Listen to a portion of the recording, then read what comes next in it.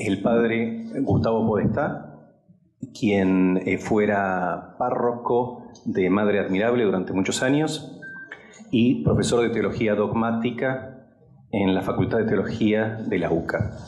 Agradezco antes que nada la invitación de los organizadores de Fórum a que desarrolle este tema que me han regalado junto con el cuadro que adorna el afiche de propaganda y que desarrollaré como me den mis fuerzas o como me han dado mis fuerzas, porque traigo la conferencia escrita, cosa que nunca hago porque leer suele ser un poco aburrido, tanto para el que lee como para los oyentes, pero tendremos que resignarnos a esta mi debilidad, que por otro lado ha hecho que haya escrito hojas y hojas.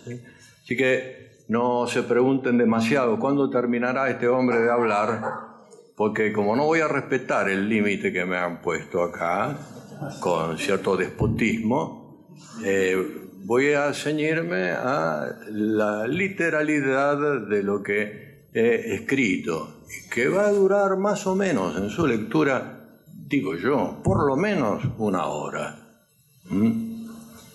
Bien,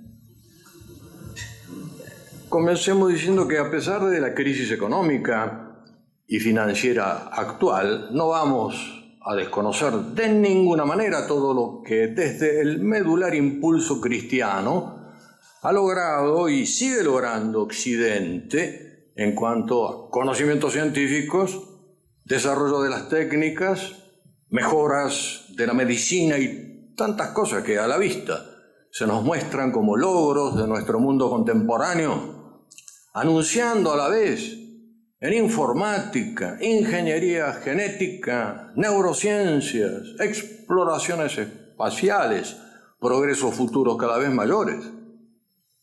No nos ocuparemos de estos innegables progresos exteriores al hombre, y mucho menos hablaremos de su inexistente decadencia. Pero, como sabemos, no son estos bienes exteriores, por más que influyan en la vida del hombre, los que determinan el progreso o el declive de una determinada forma de ver las cosas y del auténtico vivir humano. Una de las señales características de la lucha escatológica, por otra parte, serán justamente los prodigios técnicos con los que asombrará a las gentes el anticristo, porque se levantarán falsos cristos y falsos profetas y harán grandes señales y prodigios, de tal manera que engañarán, si fuese posible, aún a los escogidos, anuncia Jesús en el capítulo 24 de Mateo. También están los pequeños signos de los anticristos ridículos de cuarta, el prodigio de la televisión para todos, los ordenadores para todos, el fútbol para todos, el matrimonio igualitario para todos, los anticonceptivos para todos. Pero la imagen que ilustra el afiche del anuncio de nuestra modesta conferencia puede servirnos de introducción a esta. Se trata de un conocido cuadro conservado en Moscú del pintor Brulov, pintado en 1834. La escena representa el ingreso violento en los foros de la urbe de las tropas del vándalo Genserico en abril del año 455, después de haber expugnado sus ya débiles murallas. Aunque mucho más destructiva la de Genserico como toma de Roma, la que había sido famosa y terrible para la época fue la del 410 anterior, del godo Alarico. La de Alarico había sido la primera vez desde hacía 800 años, cuando se toma por los galos de Breno en el 386 a.C., que el enemigo osaba presentarse y penetrar los muros de Roma. Noticia espeluznante, la de Alarico, que motivó la encendida defensa del cristianismo y el esbozo de una nueva sociedad que compuso el genio agustiniano en su obra La ciudad de Dios, siempre actual y digna de ser leída por todo católico que se respete. El cuadro es llamativo, un cierto anacronismo en la reproducción de los edificios hace difícil la identificación de estos, pues parecería reproducir más bien la edificación de la época de Augusto y no la de Trajano, que había dado su forma definitiva a ese lugar señero de la gran Roma imperial. Seguramente nos encontramos en la vía sacra entre las basílicas Julia, basílica no en sentido contemporáneo, sino el antiguo lugar donde se dictaba justicia y se administraban problemas económicos, la Basílica Julia y la Emilia. Allí, asomándose a una de ellas, hay, como ustedes ven, un obispo. Un poco más atrás, a la derecha, la curia, el senado romano. A la izquierda, el templo de Saturno, que fungía de depósito del erario romano. Al fondo, el templo de la Concordia. Y arriba, como disolviéndose en la niebla, el monte Capitolino, el Capitolio, donde ya se batían en retirada los dioses paganos.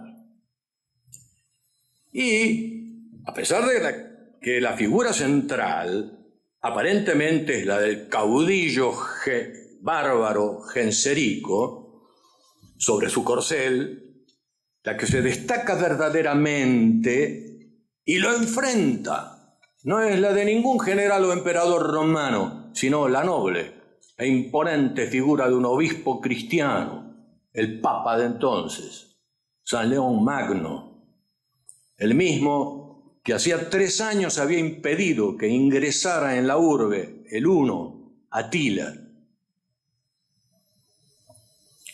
Desde la división del imperio después de Diocleciano en el 305, marcado por ese trazo vertical que ustedes ven en la diapositiva, y efectuada de forma definitiva por el emperador Teodosio I hacia el fin de ese siglo, repartiéndolo entre sus 2 hijos.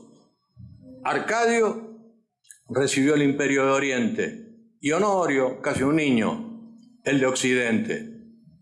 Oriente, mucho más cohesionado por su antigua prosapia griega, poco a poco se fue transformando en el imperio bizantino, recobrando su capital Constantinopla, su antiguo nombre griego de Bizancio, y poco a poco perdiendo su calidad romana.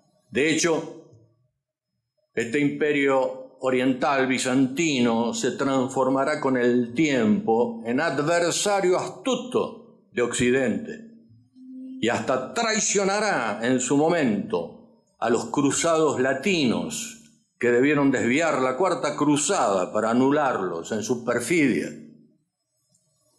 Occidente fue otra cosa. Mucho cambió allí, incluso su ejército.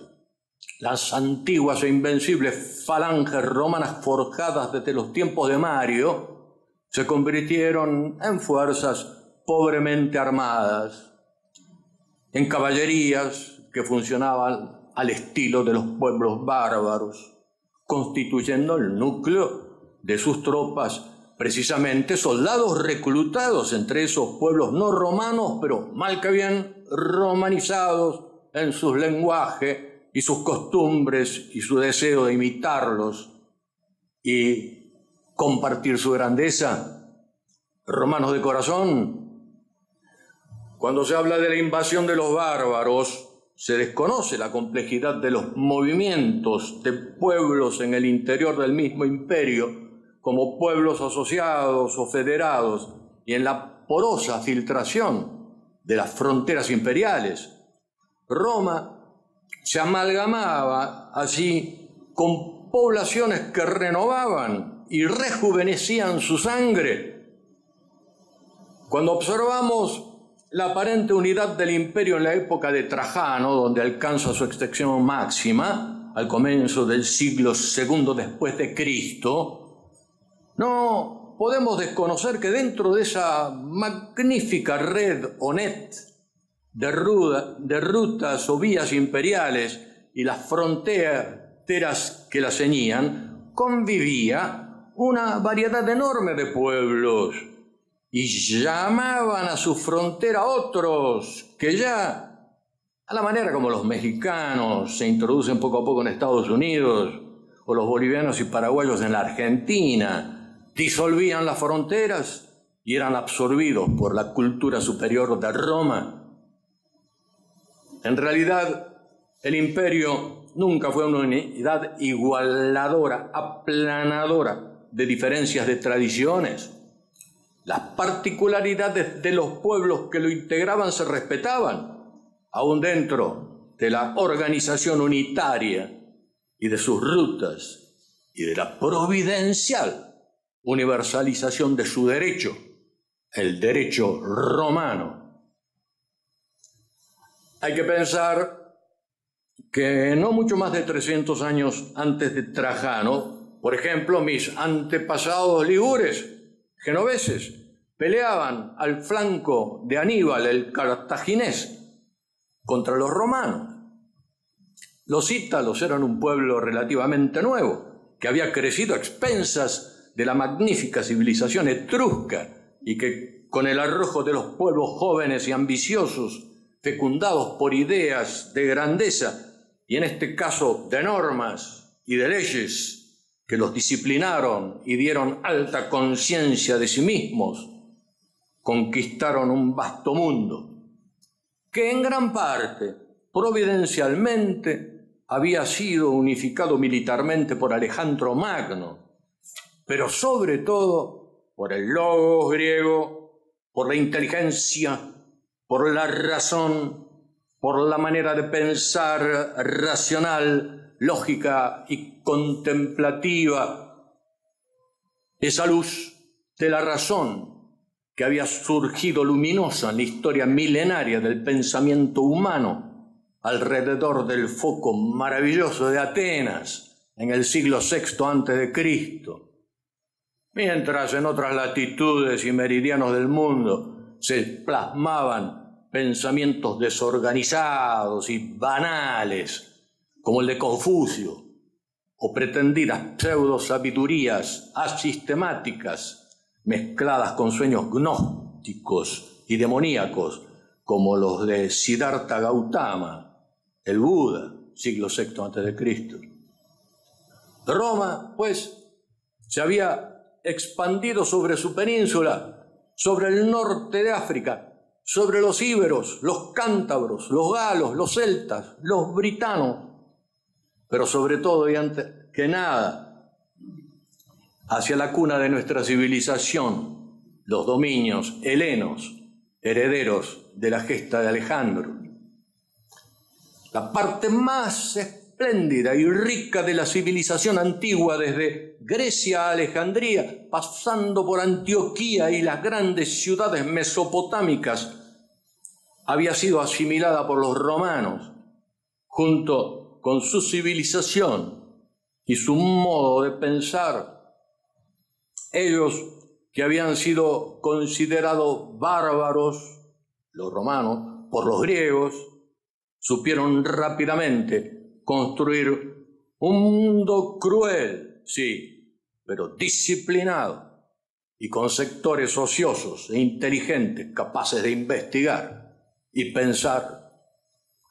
Amalgama, pues, de pueblos aunados por las rutas, las armas vigilantes y el derecho romano, iluminados por el brillo del pensamiento griego, asimilando los jugos vitales de lo mejor de la herencia de las brutales civilizaciones orientales.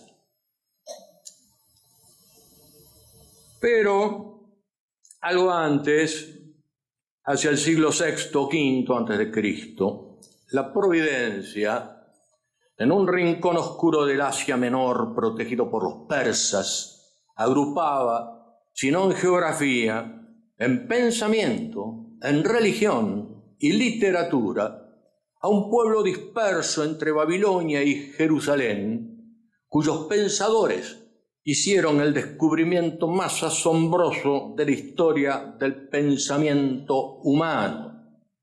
Distinguieron a Dios de la naturaleza. Lo hicieron trascendente a las fuerzas naturales, políticas y humanas. Lo afirmaron como creador de este universo,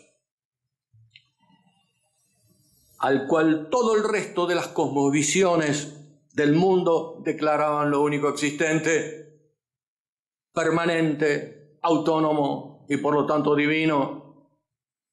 No, la criatura no es Dios, el hombre no es divino, canta, exclama en varias estrofas el poema metafísico, sublime, que podemos leer todos en Génesis 1, el primer capítulo de la Sagrada Escritura. La naturaleza, el hombre, son creados por Dios y de Él dependen en su ser, en su inteligibilidad, en su comportamiento, en su destino. Cosa que discutió siempre la falsa gnosis de la serpiente, tal cual está expuesto míticamente en el capítulo 3 también del Génesis. Pero este pensamiento singular, a pesar de caer sus portadores bajo el dominio sucesivo de los griegos y los romanos, pensamiento hebreo, pensamiento judío, todavía no era capaz de sintetizarse con la ciencia griega ni la disciplina romana. Algún intento frustrante, llevado adelante especialmente en la diáspora judía de Alejandría y su famosa biblioteca, llevó a resultados penosos como los de Filón de Alejandría, que recayeron nuevamente en el panteísmo, la gnosis y la divinización del hombre. Pero fue entonces cuando, en la plenitud de los tiempos, se produjo el hecho más importante de esta historia del universo, que llevaba esperándolo hambriento hacía 13.700 millones de años. Hablamos nada menos que de la irrupción de lo divino en lo humano, a través de la encarnación del Verbo, en la asunción del hombre Jesús, hijo de María, hijo de Dios. El hombre, destinado biológicamente a la muerte, las civilizaciones, marcadas rítmicamente por sucesivos progresos y decadencias, el universo, signado por su fin natural de entropía infinita, de cero absoluto, de expansión indefinida hacia la soledad y el frío y la casi nada, eran salvados por esta inserción de la novedad pura, de la riqueza extrema, de la energía inextinguible, de la felicidad sin resquebrajadura alguna del mismo Dios. Es que el hombre estaba hecho para ello, para abrirse más allá de su naturaleza al definitivo acto creador de Dios, que es su elevación a lo sobrenatural. Lo hace Dios en Cristo mediante la unión hipostática en los hermanos de Cristo, nosotros, mediante la gracia santificante que surge de Cristo y se nos infunde en la fe, la esperanza y la caridad que se nos concede en el bautismo y se enriquece en los demás sacramentos, promesa de la definitiva creación que se consuma en la final resurrección,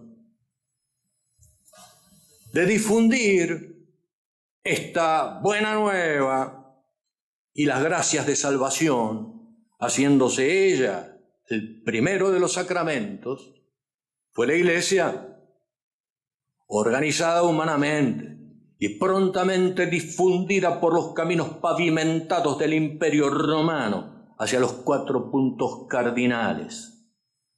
Fueron las grandes capitales del Imperio Romano las que se constituyeron en centros de irradiación de esta Iglesia.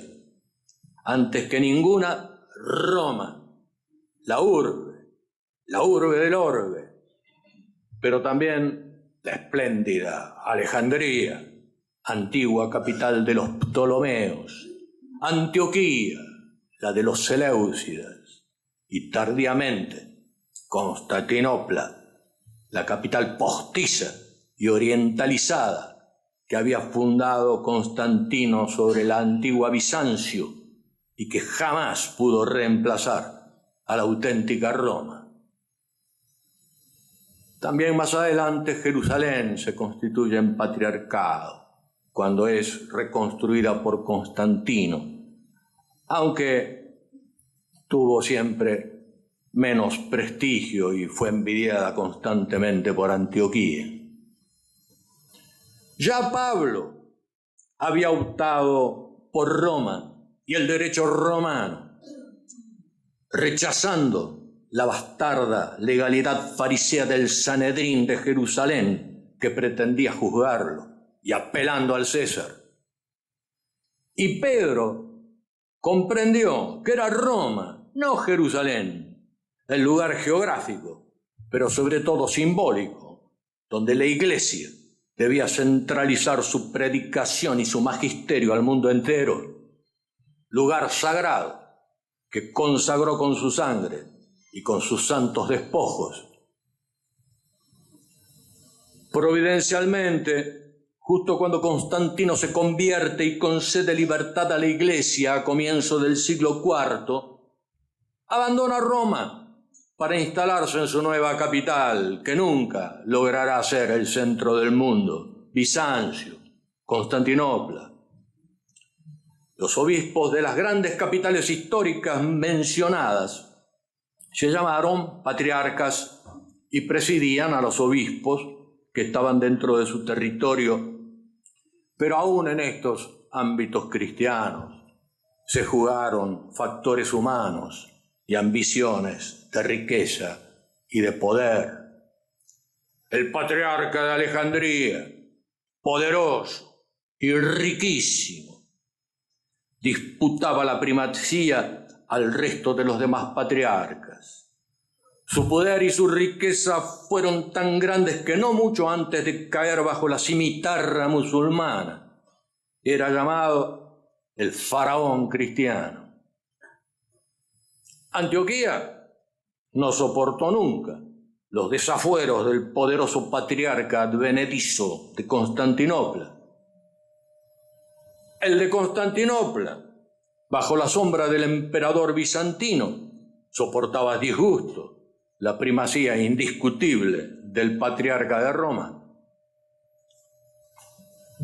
El Papa vivía ciertamente en una capital espléndida, pero en decadencia, que no solo había sido abandonada por Constantino, sino que cuando Teodosio dividió el imperio, el débil emperador de Occidente eligió para vivir la ciudad de Milán y luego la de Rávena o Rávena en castellano. Es así que el patriarca de Constantinopla, a pesar del prestigio de las riquezas de la nueva capital semirromana y semioriental, no fue nunca mucho más que el capellán privado del emperador. En cambio, en Occidente, el patriarca de Roma, el Papa, vivía de la propia autoridad de vicario de Cristo, en una ciudad con todo el prestigio de su pasado de ombligo del mundo, umbilicus mundi, en una ciudad llena de recuerdos, de historia y de proyecciones al futuro, y con la ascesis en ese tiempo y la disciplina que le imponía la pobreza de un pueblo asediado por las calamidades y los generales semirromanos y semibárbaros que la empobrecían y querían despojarla. Genserico, el de nuestro cuadro, había sido precisamente uno de los factores decisivos de la estrechez de Roma. Jefe de los vándalos, su pueblo había luchado del lado de los romanos contra los visigodos, a su vez tropas federadas sublevadas contra Roma. Un gran general romano, Ezio Flavio, pero con la ayuda de las tropas del rey visigodo Teodorico I, había vencido a Atila en el 451 en la histórica y decisiva para nosotros batalla de los Campos Cataláunicos en el norte de Francia. Ese general, visceralmente romano, era en realidad un búlgaro, hijo de un bárbaro escita, pariente de los vándalos. Flavio Estilicón, otro gran general, al servicio de Teodosio, vencedor de Alarico, era hijo de un vándalo. Es que todos esos pueblos de origen bárbaro, en distintos grados, se habían romanizado en espíritu, aunque ninguno descendiera biológicamente de la estirpe itálica. Tampoco yo. Genserico, el que vemos en el cuadro, era medianamente instruido e incluso cristianizado, aunque arriano. El arrianismo, herejía suscitada por el judaísmo, acérrima, enemiga del catolicismo. Arriano, Genserico, como los primeros visigodos y godos, antes de la conversión total al cristianismo católico de Recaredo, creador del reino católico godo de España, barrido luego por la invasión musulmana. Genserico, con sus vándalos, había atravesado España y, requerido por el conde Bonifacio, a quien San Agustín dedica célebres cartas, había pasado al norte de África. El norte de África de entonces, civilización exquisita, primero colonizada por los fenicios, por Cartago y luego por los romanos. Era una de las regiones más espléndidas del imperio, la cual luego y hasta hoy fue sombra de su pasado, pauperizada y empobrecida por el Islam. En aquel tiempo, el norte de África, empero, era el granero del mundo civilizado. Genserico creó allí el reino vándalo de África y tomó a Cartago, y con esta conquista cegó el flujo de trigo y cereales que de ese granero fluía a Roma y a Bizancio, contribuyendo a las dificilísimas condiciones de la urbe. Para peor, decidió con la flota bizantina, que había confiscado en la conquista de Cartago, dirigirse a la península, cosa que hizo irrumpiendo en Roma. En su romanofilia quería hacer de su capital también una especie de nueva Roma, y para eso saqueó cuidadosamente todas sus estatuas y objetos transportables. Por la autoridad que le despierta el Papa León Magno, a pesar de su arriano odio a los católicos, Genserico termina por respetar a los templos cristianos y a todos los que se encuentran refugiados en ellos. De allí que en el cuadro vemos figuras de moros, de negros africanos que se habían juntado a las tropas de los vándalos. Lamentablemente, los barcos que transportaban todas esas riquezas fueron hundidos por una tempestad en el Mediterráneo. ¿Alguna vez? Los arqueólogos submarinos lo recuperarán. Pero, además de la obra de destrucción de los templos paganos, vemos en el cuadro de Brulov otro objeto protagónico: el candelabro judío de los 7 brazos, la menorá, representada también en el arco de triunfo de Tito, cuando la toma de Jerusalén, y que había sido conservado el candelabro desde entonces, guardado cautivo en el templo de Saturno.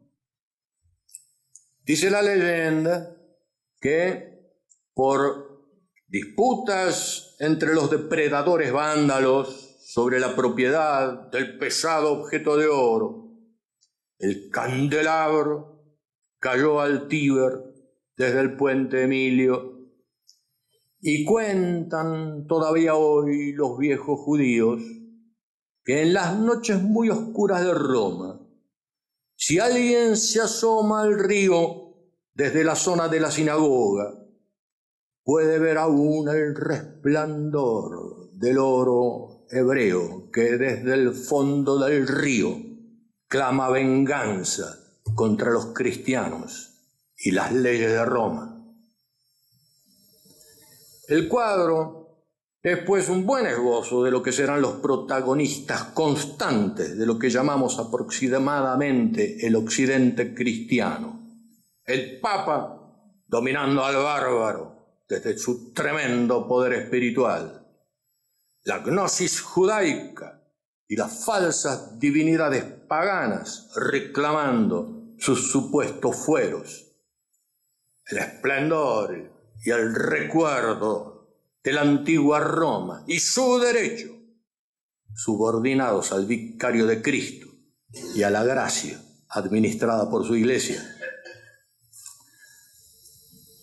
Pero ahora intervendrá otro protagonista que no se integra todavía del todo en esta escena de Brulov: el Islam.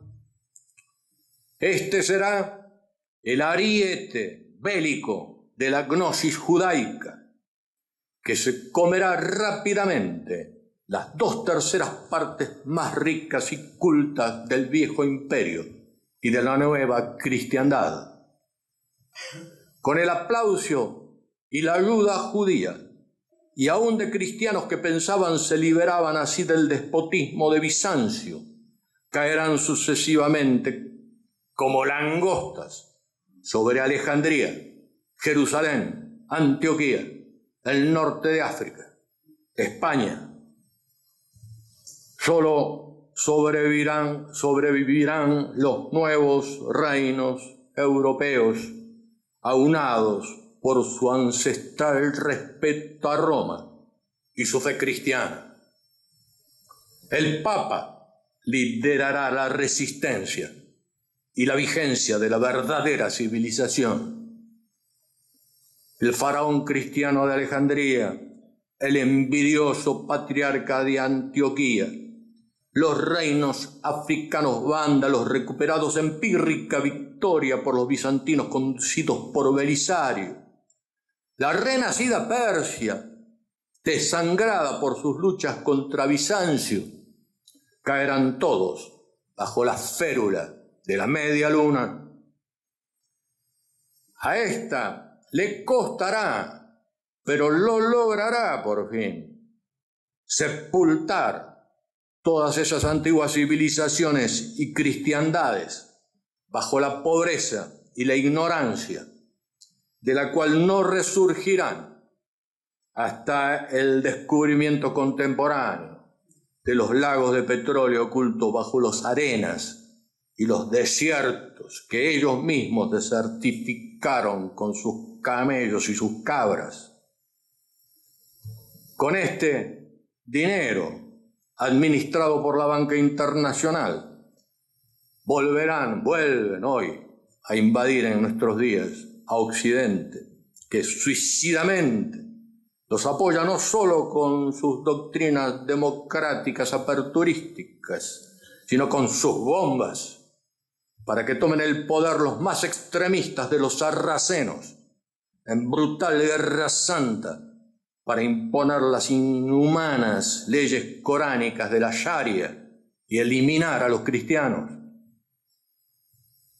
Pero en aquel entonces, en sus nuevos estrechos límites europeos, el papado hará resurgir en Occidente la civilización grecorromana barrida por el Islam y traicionada por Bizancio sobre la sangre nueva de los bárbaros, todo bautizado por la gracia cristiana. Y es que, volviendo a lo nuestro, lo más teológico, sin ese bautismo, sin esa elevación, sin la gracia, la naturaleza humana, librada a sí misma, vuelca su apetito natural de ver a Dios sobre sí misma, en la inmanencia, transformándolo ahora a ese apetito de infinito en concupiscencia desordenada, innata al hombre y asomada en lo que la Iglesia reconoció siempre como la triple concupiscencia o libido, la libido dominandi o superviendi, la libido de dominio y de ensoberbecimiento, la libido delectandi, la libido de deleites y la libido possidendi, la libido de tener. Presuntos descubrimientos de la filosofía o psicoanálisis moderno, de Rousseau, Adler, Nietzsche, Freud, Adam Smith, Marx, Marcuse, Horkheimer, Fromm, hasta el muy contemporáneo René Girard, pero que habían sido mucho antes señalados por los primeros pensadores cristianos, los padres y doctores de la Iglesia, cuando hablaban de la soberbia, la lujuria y la avaricia innatas al hombre desgraciado, despojado de la gracia. Esta concupiscencia o libido triforme, aunque se atenúa con la gracia del bautismo, como dice el Concilio de Trento, nunca desaparece del todo y tiene que morigerarse, no solo con las virtudes cardinales, prudencia, justicia, fortaleza, templanza, sino con los consejos evangélicos, obediencia, castidad, pobreza, vividos al menos por todo cristiano, in preparatione animi, decía Santo Tomás, es decir, en disposición de asumirlos si Dios lo pide. Es decir, que incluso para cumplir la ley natural con plenitud es necesaria la gracia, con lo cual una sociedad de humanismo integral, acordada solamente sobre la ley natural, como postulaba Maritain y por desgracia muchos clérigos modernos o modernistas, sería imposible de ser llevada adelante sin gravísimos desórdenes. De todos modos, esta concepción del hombre como ser inacabado y llamado por gracia inmerecida a la participación de la vida divina exige en su vivir terreno una subordinación integradora de los planos o niveles de su ser. Su estar en el mundo material y aprovecharlo por medio del trabajo debe estar en función de su vivir biológico.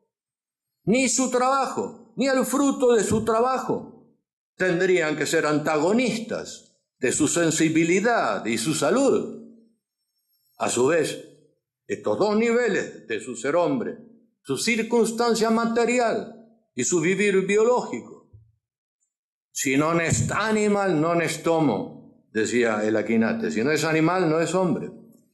Pero deben subordinarse a su racionalidad, a lo que lo hace persona en relación a otras personas y sobre todo a las personas divinas, a las cuales por otra parte le es imposible llegar sin la gracia de Cristo.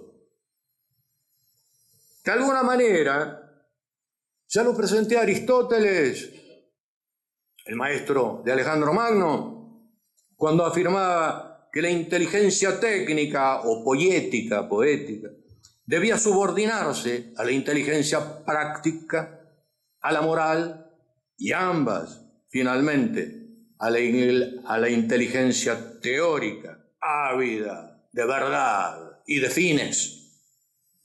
A Aristóteles le faltaba saber que esa verdad que es capaz de alcanzar la teoría solo podía encontrarse en Cristo y con la inteligencia potenciada por la luz de las virtudes teologales. De esta triple subordinación no puede prescindir el hombre, si quiere perfeccionarse como tal, porque lo natural, sin lo sobrenatural, se transforma en antinatural, y lo humano, sin la gracia de Cristo, se vuelve inhumano.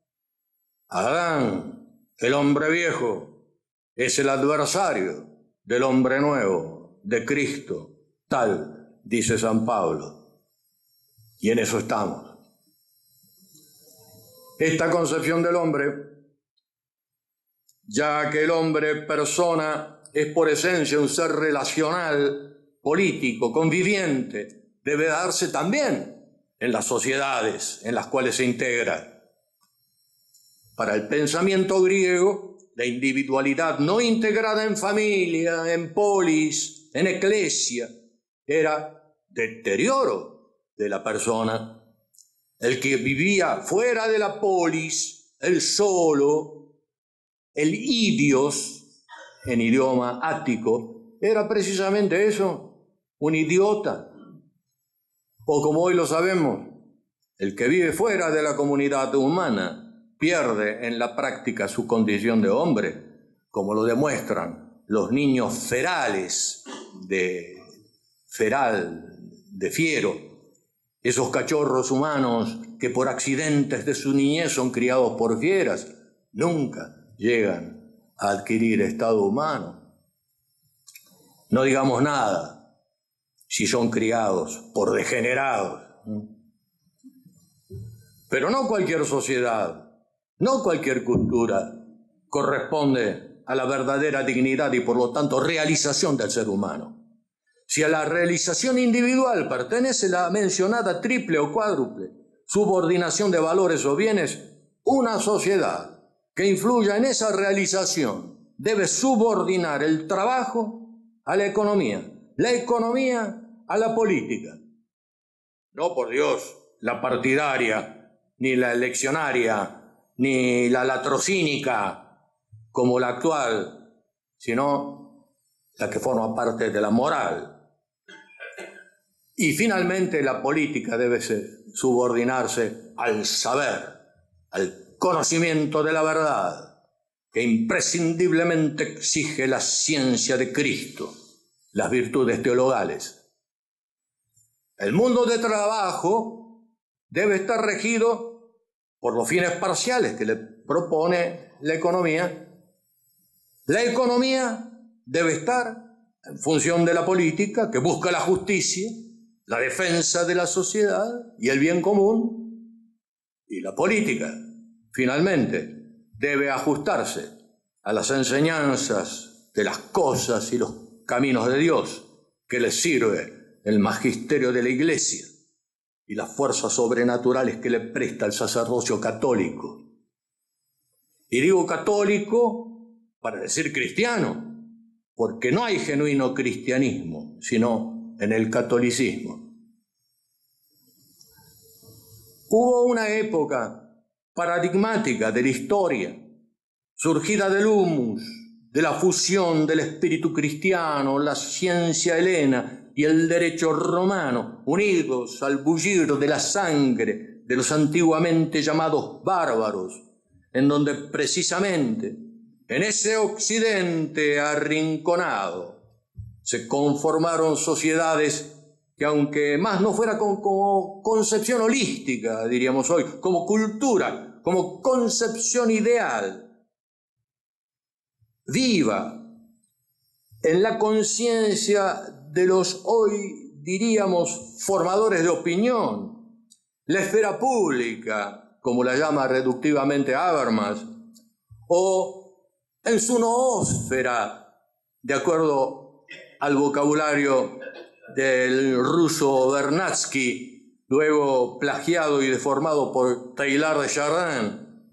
Hubo una época, digo, cuando se tuvo clara conciencia de esta subordinación y se plasmó en jerarquías institucionales la reyesía y aristocracia, tanto gobernante como necesariamente militar, hipotéticamente ejemplar y virtuosa y promotora de la virtud, subordinada a la autoridad de Cristo expresada en el papado y la Santa Iglesia, buscadora de cielo, sí, pero iluminadora del camino y providente de los medios para alcanzarlo.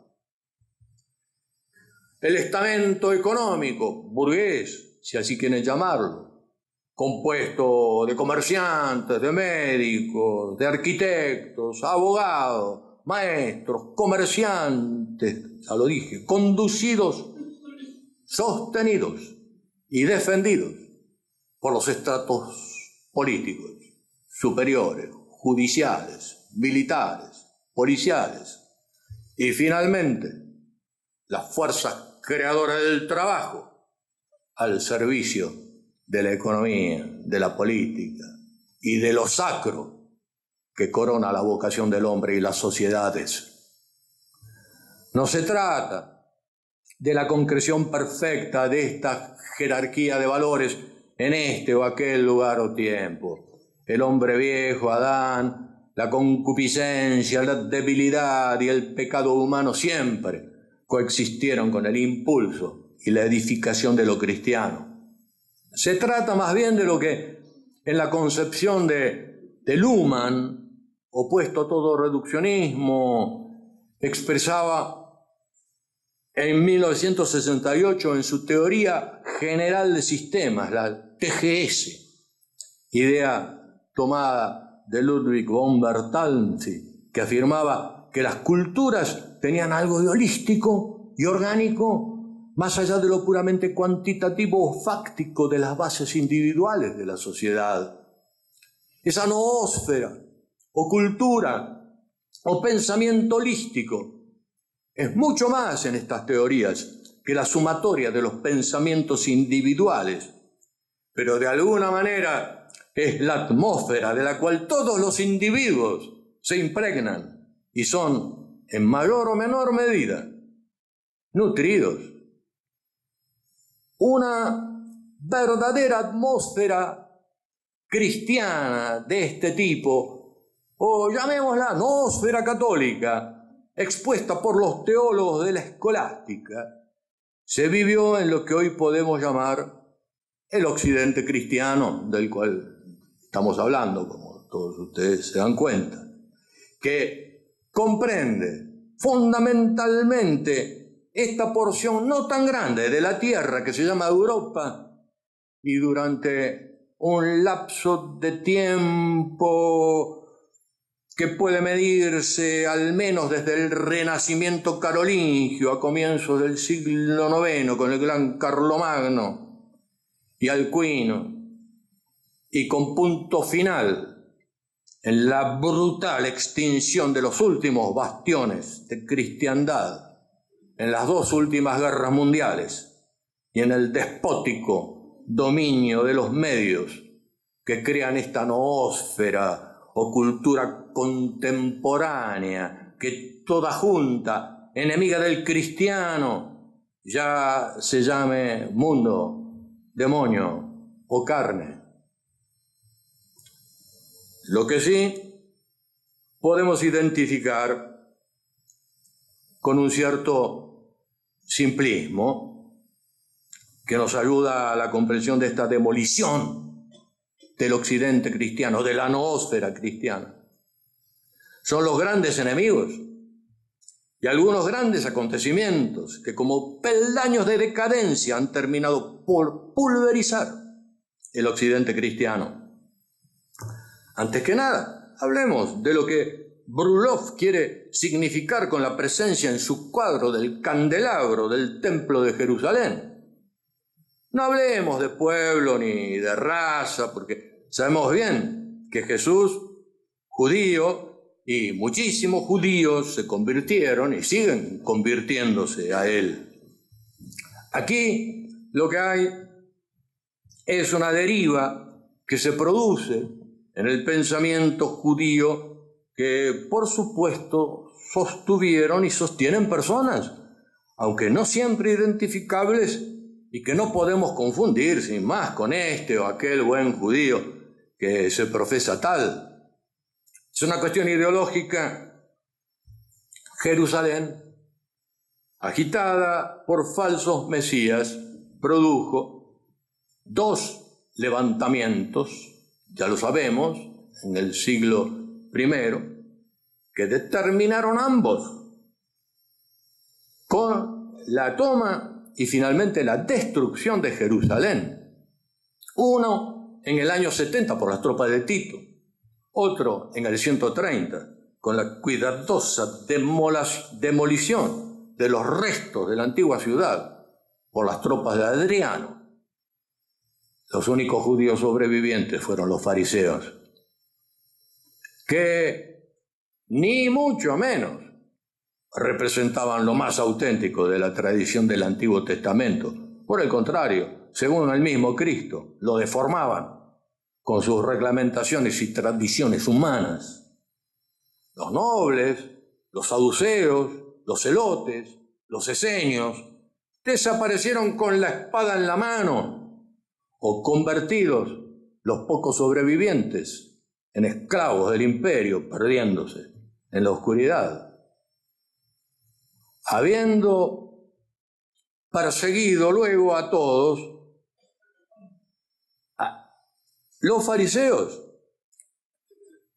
junto con todos aquellos que no compartían sus propias afirmaciones, entre ellos a los cristianos, y hecho hogueras con sus libros. Las primeras hogueras de libros de la historia son las hechas por los fariseos. Juntaron todas esas tradiciones vituperadas por el Señor en dos versiones del Talmud. Eso después de haber huido de Jerusalén antes de combatir por su patria contra los romanos. La juntaron en el Talmud, el de Babilonia y el de Jerusalén, escrita la de Jerusalén en la provincia romana de Palestina, no en Jerusalén, porque Jerusalén estaba destruida y transformada por los romanos en Elia Capitolina. Ambos libros o obras terminados de compilar en su forma actual hacia el siglo V. El Talmud, pelagianamente, convencía a los judíos que podían perfectamente divinizarse ellos mismos, no por la gracia, sino mediante el cumplimiento de las leyes mosaicas, de la pura moral natural, abrumada por sus leyes puramente positivas. Peor, cuando fue leído e interpretado el Talmud, por un lado, mediante diversas gnosis plasmadas en el libro de la Cábala, conjunto de varios libros esotéricos ya rejuntados en una sola obra en el siglo XII, y por otro, por filosofías neoplatónicas y neoaristotélicas de corte panteísta. Danielou, el cardenal Danielou, pone el origen de la gnosis judía, de la gnosis cabalista y talmúdica, en el rechazo de muchos hebreos después de la decepción de las dos destrucciones de Jerusalén consumadas por Tito y Adriano, en el rechazo al Dios, al Yahvé del Antiguo Testamento, que según ellos había traicionado a su pueblo, condenándolo a la muerte, a la dispersión o a la esclavitud. Apelaron entonces a la falsa divinidad de la gnosis, de la autoconciencia de la propia divinidad del pueblo judío, destinado a liberar al mundo de la alienación del declararse criaturas de un Dios que no fueran ellos mismos. Fíjense que para Fromm, cabalista, judío, marxista, convencido de tan buenos libros, por otro lado, sostiene que la verdadera divinidad, el verdadero gurú del hombre, no es el sacerdocio del templo de Jerusalén que habla en nombre de Yahvé, sino la serpiente.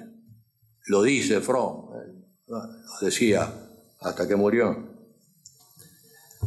Entonces, el pueblo tiene como misión liberar al mundo de la alienación, de declararse criaturas de un Dios que no fuera ellos mismos. De ese Dios trascendente, humillantemente, distinto del hombre y de la naturaleza, que en el mundo solo defendían y defenderán claramente los católicos. Esa ideología, de la cual no siempre decimos podemos señalar a los sostenedores o sujetos, constituyó y constituye la noósfera, para usar neologismos, de gran cantidad de autoconfesados judíos, aunque no siempre lo manifiesten, al modo de los marranos españoles. Los otros adversarios, aunque no siempre en el interior de la cristiandad, eran y son los pueblos paganos que adoran a la naturaleza como divina y en su justificación esotérica no tienen más remedio que identificar al uno oculto con el múltiple aparente, el bien y el mal, el ser y la nada, al modo de las doctrinas orientales, del yoga, del budismo, del zen, de las doctrinas sufíes, del New Age. En el plano de la filosofía pagana fueron también adversarios el pitagorismo, el neopitagorismo, el neoplatonismo, los voy a aburrir, pero el estoicismo y todas las filosofías griegas, incluso hasta la más potable, el aristotelismo, que finalmente solo pudo bautizar y llevar al cristianismo Santo Tomás de Aquino. No es casualidad que el emperador pretendido restaurador del paganismo, Juliano el Apóstata, muerto en el año 363, poco antes de que Teodosio declarara el catolicismo religión de Estado, intentó, junto con la de los templos y academias paganas, la reconstrucción del templo de Jerusalén. A estas doctrinas hay que añadir las gnosis herméticas que pulularon por Europa y fueron resucitadas todas a partir del mal llamado Renacimiento. Fueron ese tipo de judaísmo y este tipo de doctrinas, pero del judaísmo sobre todo que no quería compartir sus privilegios con nadie y no tenía prosélitos, el que forjó el engendro perverso de la doctrina islámica para vacunar a los pueblos contra el cristianismo. Fue él, junto con los sufíes y los neopitagóricos, quienes malparieron a la secta masónica con el expreso propósito de acabar con la Iglesia Católica. El relato es largo. Solo menciono todo esto para afirmar que toda simplificación de la historia es mendaz y que vivimos en un mundo muy complejo, en donde a las falsas doctrinas se entreveran y renacen en sectas que sufren mutaciones y contradicciones y que atacan desde fuera y desde adentro y se alían con nuestro propio hombre viejo. con el Adán que todos llevamos adentro, resistiéndose a dejarse recrear ni redimir por Cristo. Para terminar, como mojones de la demolición del occidente cristiano, siempre resulta pedagógica la triple revolución que todos conocemos y que puede leer cualquiera en las obras de Membiel, por ejemplo, Doctrina Católica de la Política o Concepción de la Política Católica. La primera y fundamental, porque se asienta en el caracú de nuestras soberbias y los deseos prometeicos del hombre, es la revolución protestante. Lutero, Zwinglio, Calvino, sumados a los asesores y seguidores del penoso, gordo Enrique VIII. Esta revolución se levantó contra la Santa Iglesia y proclamó el derecho del hombre en general y de las autoridades políticas en particular de decidir por su propia cuenta lo que estaba escrito en las Escrituras. Y por el otro, de ser ellos mismos, por medio de su fe sentimental, de su fe fiducial, quienes darían valor a los pocos sacramentos que aceptaron. Al mismo tiempo, declararon a la razón humana inepta para conocer nada de Dios, solo para bajar la mirada al propio yo y constituirse en sujeto autónomo de veracidad, de moralidad y de política. Ya los príncipes no debían someterse más a la autoridad divina. La autoridad les venía directamente de Dios, que eran ellos mismos. No existe para ellos una verdad o realidad objetiva contenida en las Escrituras o en los sacramentos y que debe llegar al hombre mediante la Iglesia, sino que la verdad la fabrica el propio hombre con su lectura fideísta y personal de la realidad incognoscible, por otra parte. La verdad no es lo contenido en la Escritura, sino lo que el yo, confundido con el Espíritu Divino, lee en ella. Kant será el traductor laico de la concepción luterana y todos sus émulos modernos y contemporáneos, quienes afirman que es imposible conocer la realidad, la verdad, sino solo lo que yo conozco de esta, si es que existe, fuera de mi mente, de mi conocer, de mi sentir. Nacimiento del mundo del sujeto, de la opinión, del sentimiento, de la gnosis de la serpiente, rediviva en Hegel, en Marx, en Freud, en Lacan, en el pensamiento débil contemporáneo, en el desconstructivismo letal de la actualidad. Quienes piensan que lo que separa el catolicismo del protestantismo, no digo a los católicos de los protestantes, sino al catolicismo del protestantismo, es cuestión de un dogma más o menos, de sacramento más o menos, no se dan cuenta de la revolución copernicana que significó la difusión de su pensamiento en los ámbitos de la vieja cristiandad, en su troque del objetivo por la pura subjetividad. Por supuesto, la lucha y empresas de los protestantes fueron y son sufragados e impulsadas por la gnosis judía y la masonería. La segunda revolución es la que se adorna de todos los aspectos de la rebeldía, pero ahora en el seno de la burguesía del dinero, el confort, el consumo, rebeldía contra las autoridades más o menos legítimas en la Revolución Francesa y sus sucedáneos. Lo político y lo moral despojado de fines trascendentes y aún de fines subsic, por falta de auténtica teoría, de metafísica. No puede sostenerse con ningún imperativo categórico, ni ética autónoma. Por eso, lo económico liberal inevitablemente se desmadra, impulsado por la siempre hambrienta triple libido, y abomina de toda autoridad. La antigua noósfera cristiana, las viejas virtudes, los restos del sentido común, aguantaron, empero, un tiempo el edificio.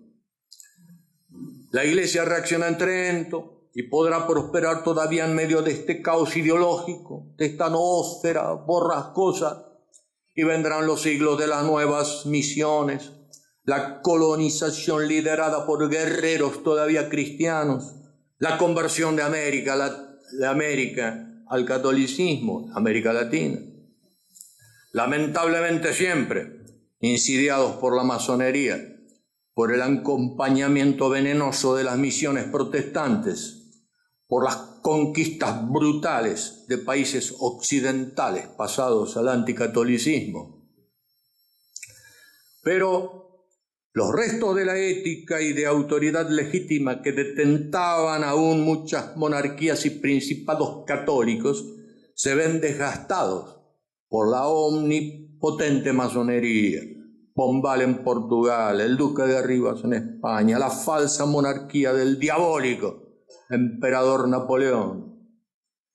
La misma burguesía, a pesar de sus clubes, de su poder económico, de su ética impostada, envuelta en sus principios protestantes y liberales, en la prédica del imposible modelo democrático russoniano, desde su ambición del confort y demolicie, de falsas libertades sexuales, de desconocimiento no solo de las leyes divinas, sino del rechazo de la ley natural, será desbancada finalmente por el homo faber, por el hombre que se fabrica a sí mismo, por la figura del proletario sin raíces, sin patria y sin leyes, creador de sí mismo por medio de la técnica, de la destrucción de lo natural, para la construcción del pseudo hombre nuevo marxista, o del que en los pañales del psicoanálisis freudiano se libera totalmente de su supuesta naturaleza creada para endiosarse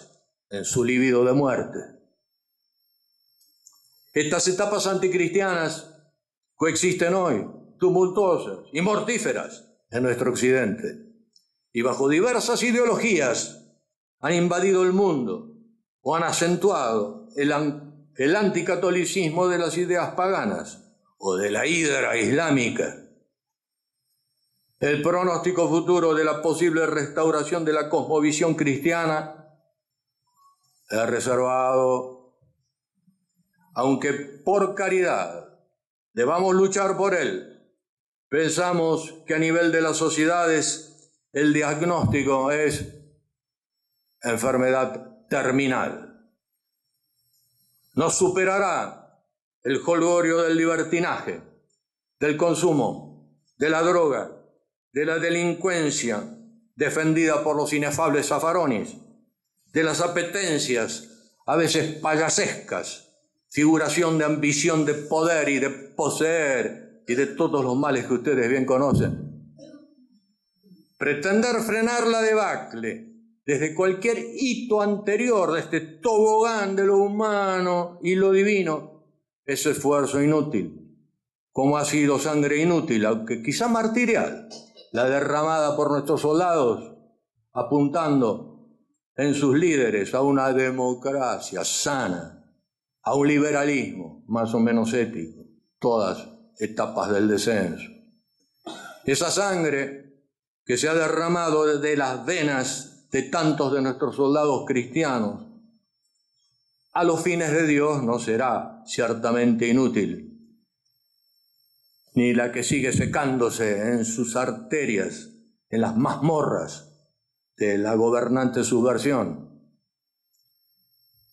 Inútil sí será buscar aliados en el ecumenismo protestante, mucho menos en la interreligiosidad con las divinidades paganas, menos aún en la complicidad con las sectas masónicas y las supuestas derechas liberales.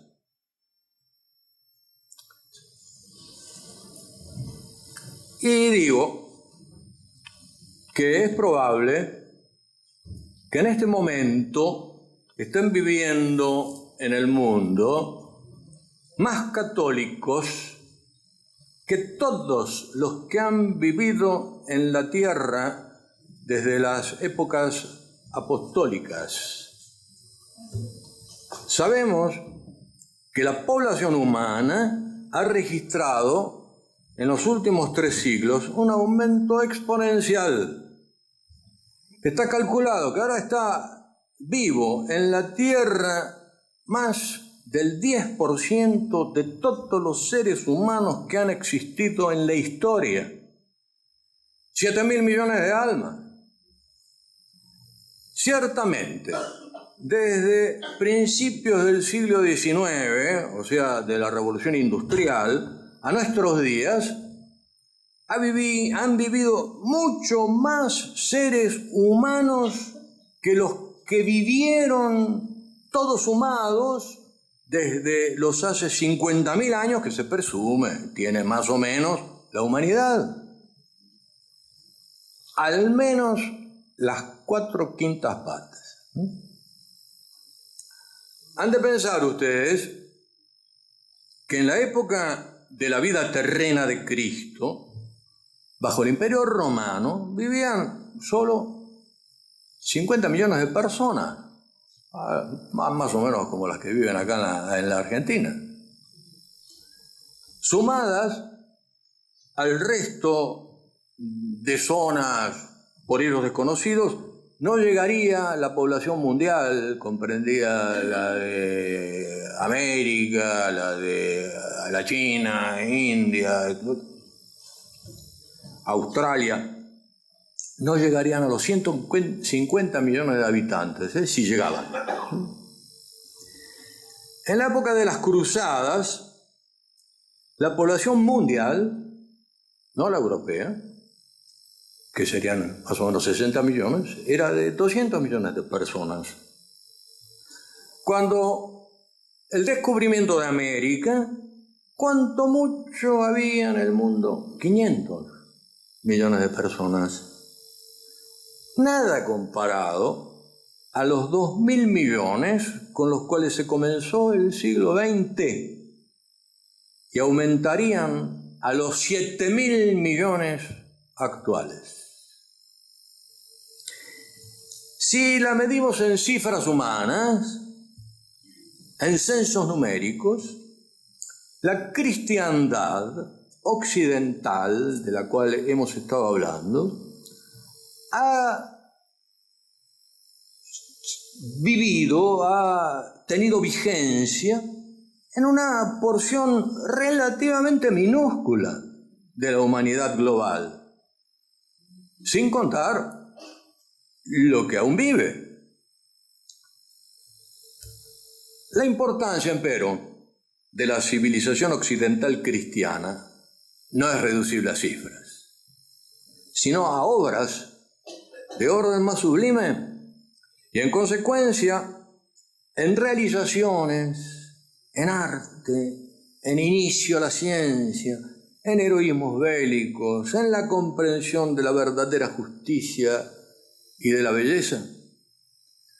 Y su importancia es tal, esta cultura occidental y cristiana, esta noósfera ya aventada por los vientos de perversas y pestíferas noósferas contemporáneas,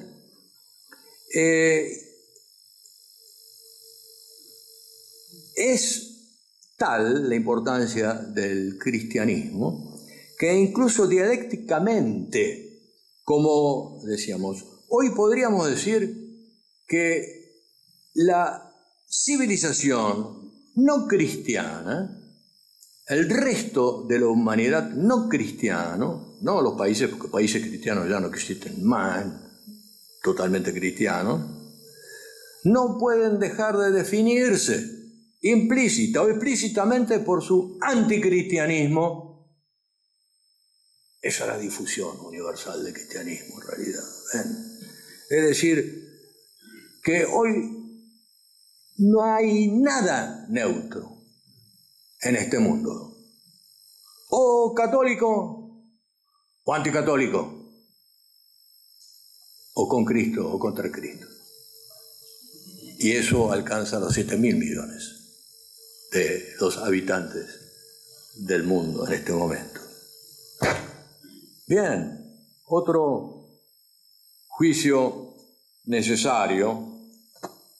Vean, primero para no concebir la historia así con una línea uniforme, ¿no? Cuando la cantidad de gente esta nos abruma. Otro juicio necesario, para no caer además en el pesimismo, que desconoce el señorío absoluto de Cristo Rey sobre la historia de los hombres, es que como tal, la historia no tiene ningún fin inmanente que deba realizarse necesariamente en este mundo.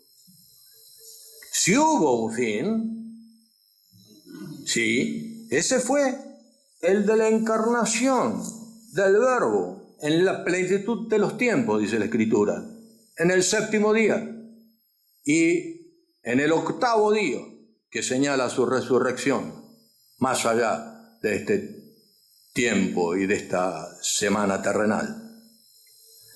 Desde entonces, desde la encarnación y resurrección de Cristo, la finalidad de la historia es proporcionar las cambiantes circunstancias que Dios gobierna para permitir completar el número de los elegidos.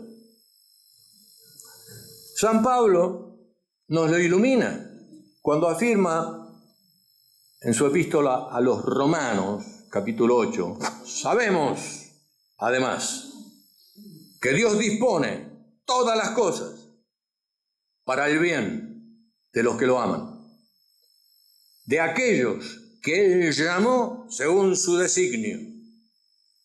En efecto, a los que Dios conoció de antemano, los predestinó a reproducir la imagen de su Hijo, para que Él fuera primogénito entre muchos hermanos.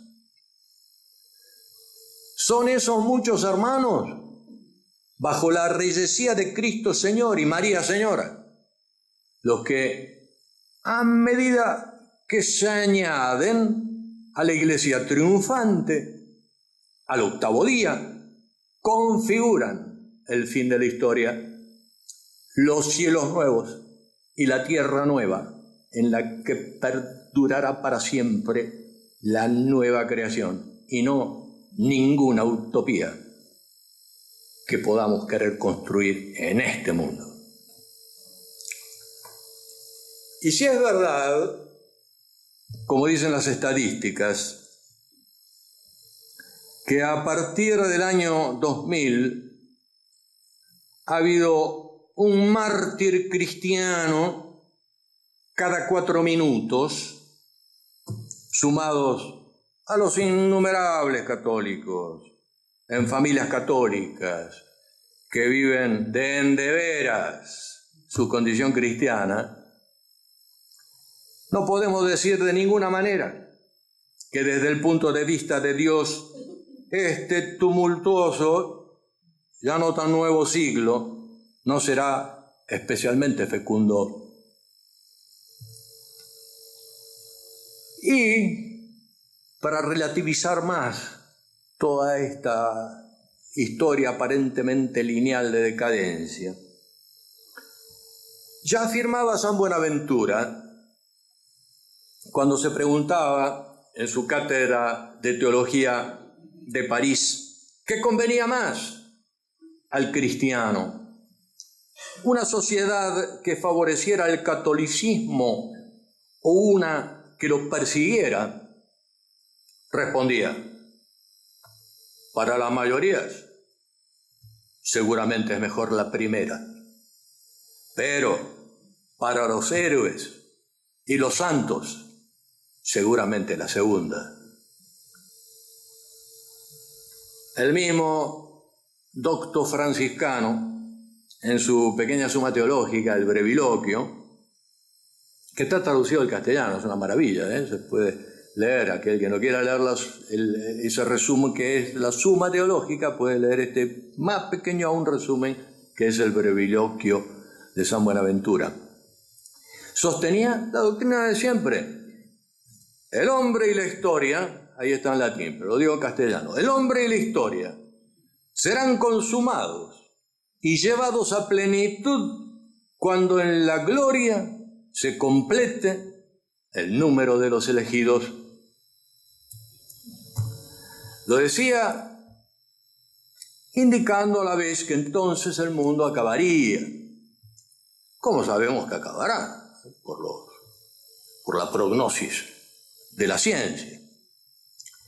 San Agustín, quizá más realista, opinaba que el mundo podría continuar su existencia, e incluso también la humanidad, pero completado el número de los elegidos, el universo ya habría perdido su verdadero sentido, y el del nacimiento y muerte de los hombres y sus obras ciclópeas y faraónicas también. Por eso todos debemos decir, porque muchos son los llamados y pocos los elegidos: oh Señor Jesús, de quien llevo la marca candente del bautismo. Oh Señora, Reina nuestra, de quien llevo tu uniforme de combate, tu santo escapulario, ten piedad de mí. Muy bien, muchas gracias.